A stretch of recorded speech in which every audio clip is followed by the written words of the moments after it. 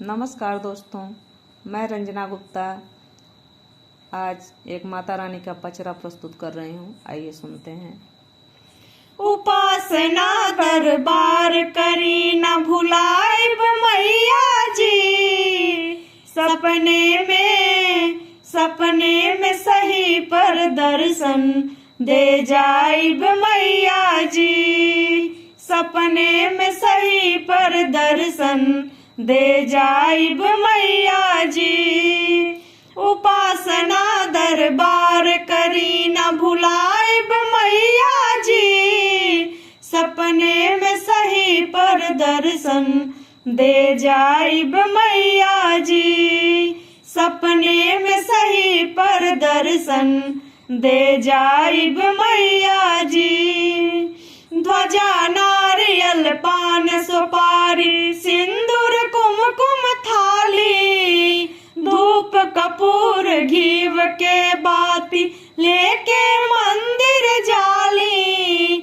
ध्वजा नारियल पान सुपारी सिंदूर कुमकुम थाली, धूप कपूर घीव के बाती लेके मंदिर जाली।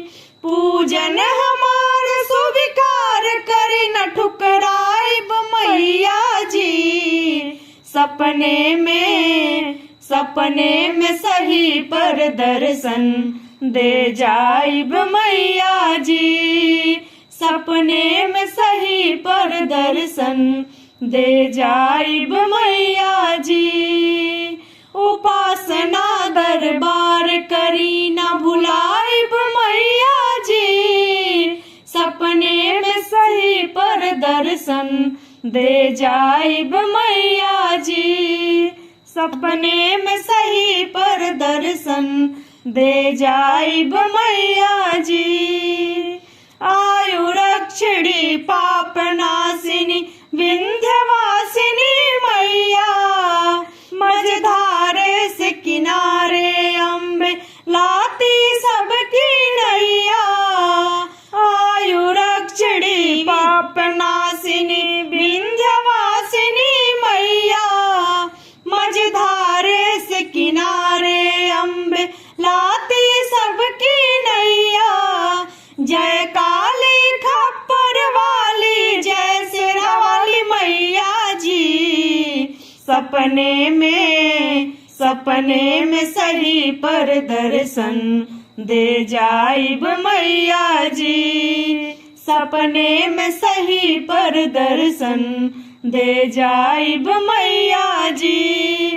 उपासना दरबार करी न भुलाइब मैया जी, सपने में सही पर दर्शन दे जाइब मैया जी, सपने में सही पर दर्शन दे जाइब मैया जी।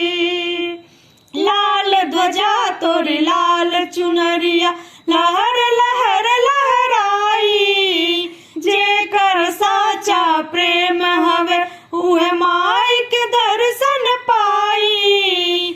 लाल ध्वजा तोरी लाल चुनरिया लहर लहर लहराई, जेकर साचा प्रेम हवे उहे माई के दर्शन पाई। दृढ़ लगन प्रेम विश्वास रहित मिल जाइब मैया जी, दृढ़ लगन प्रेम विश्वास रहित मिल जाइब मैया जी। सपने में सही पर दर्शन दे जाइब मैया जी, सपने में सही पर दर्शन दे जाइब मैया जी।